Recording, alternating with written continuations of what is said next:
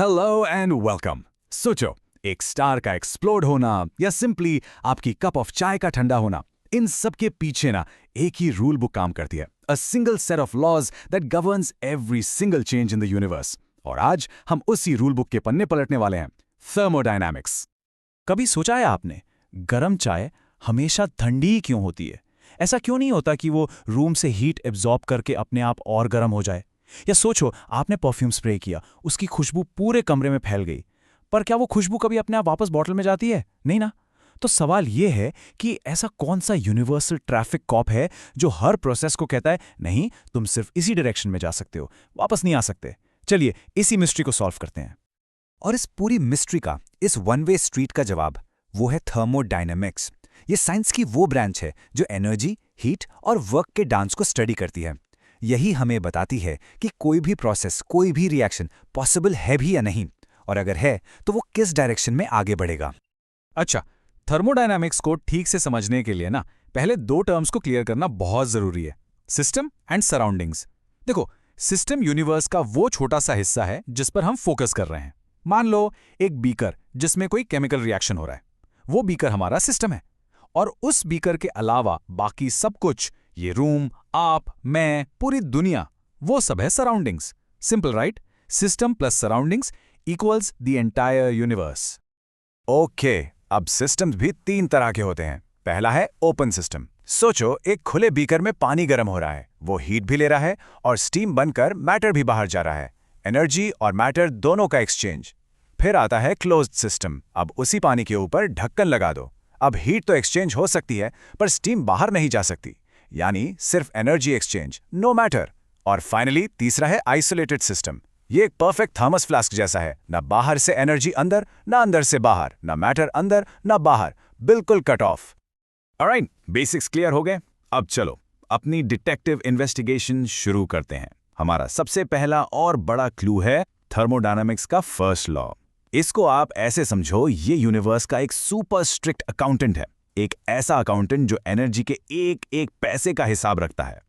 Mathematically ये law कहता है delta U equals Q plus W. Okay, घबराओ नहीं। यहाँ डेल्टा यू का मतलब है सिस्टम की इंटरनल एनर्जी में कितना चेंज आया।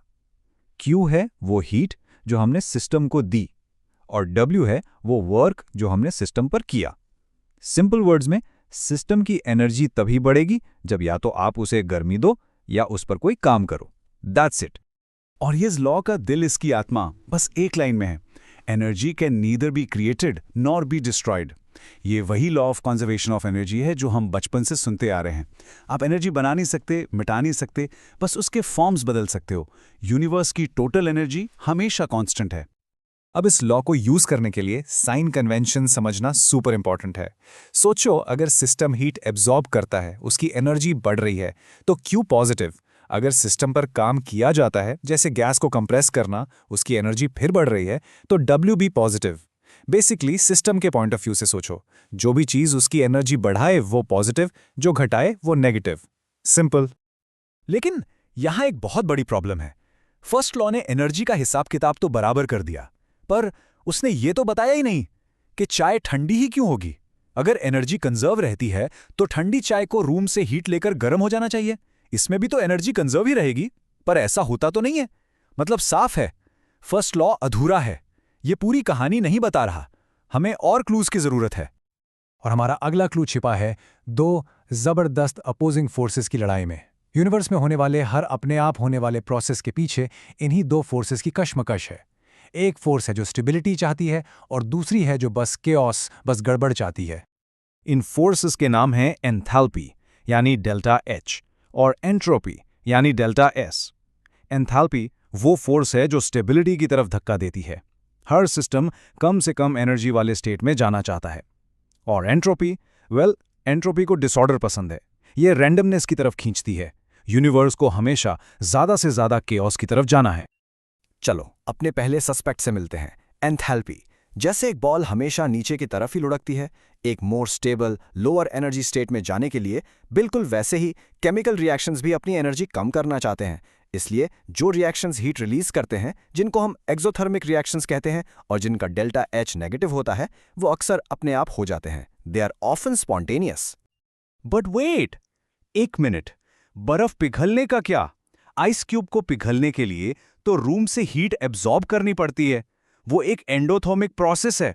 उसका डेल्टा एच पॉजिटिव है, मतलब एनर्जी बढ़ रही है। तो एंथैल्पी के रूल के हिसाब से तो उसे होना ही नहीं चाहिए, पर बर्फ तो अपने आप पिघलती है। इसका मतलब एंथैल्पी अकेला बॉस नहीं है। इस गेम में एक और पावरफुल प्लेयर है, और वो दूसरा प्लेयर है एंट्रोपी। एंट्रोपी सिंपली किसी भी सिस्टम में रैंडमनेस या डिसऑर्डर का मेजरमेंट है। सोचो, एक सॉलिड क्रिस्टल में सारे मॉलिक्यूल्स एकदम परफेक्ट मिलिट्री लाइक फॉर्मेशन में होते हैं, यानी कि लो एंट्रोपी। लेकिन जब वही चीज गैस बन जाती है तो मॉलिक्यूल्स आजाद हो जाते हैं, पूरी जगह में इधर उधर भागते हैं, यानी हाई एंट्रोपी। और यूनिवर्स को डिसऑर्डर से प्यार है, इट लव्स केओस। तो अब पिक्चर क्लियर हो रही है। एक तरफ है एंथैल्पी जो स्टेबिलिटी चाहती है, लो एनर्जी। दूसरी तरफ है एंट्रोपी जो केओस चाहती है, हाई डिसऑर्डर। इन दोनों में से जीतेगा कौन? इसका फैसला कौन करेगा? वेल, इसका फैसला करने के लिए हमारे पास एक अल्टीमेट जज। और उस जज का नाम है गिब्स फ्री एनर्जी या डेल्टा जी। ये मास्टर इक्वेशन इन दोनों फोर्सेस को बैलेंस करती है। देखो, delta G equals delta H minus T delta S. ये equation stability, delta H, chaos, delta S और इन सब के बीच टेम्परेचर टी को एक साथ कंसिडर करके अपना फाइनल वर्डिक्ट सुनाती है। अब वर्डिक्ट बड़ा सिंपल है। अगर डेल्टा जी नेगेटिव है तो प्रोसेस अपने आप होगा, स्पॉन्टेनियस। अगर पॉजिटिव है तो अपने आप नहीं होगा, नॉन स्पॉन्टेनियस। अब देखो, अगर कोई रिएक्शन एक्सोथर्मिक है, डेल्टा एच नेगेटिव, और डिसऑर्डर भी बढ़ा रहा है, डेल्टा एस पॉजिटिव, तो डेल्टा जी हमेशा नेगेटिव ही आएगा, वो रिएक्शन हमेशा होगा। लेकिन बर्फ पिघलने वाला केस याद है? उसका डेल्टा एच पॉजिटिव था, लेकिन डेल्टा एस भी तो पॉजिटिव था, क्योंकि सॉलिड से लिक्विड बन रहा है, डिसऑर्डर बढ़ रहा है। ऐसे केस में टेम्परेचर हीरो बन जाता है।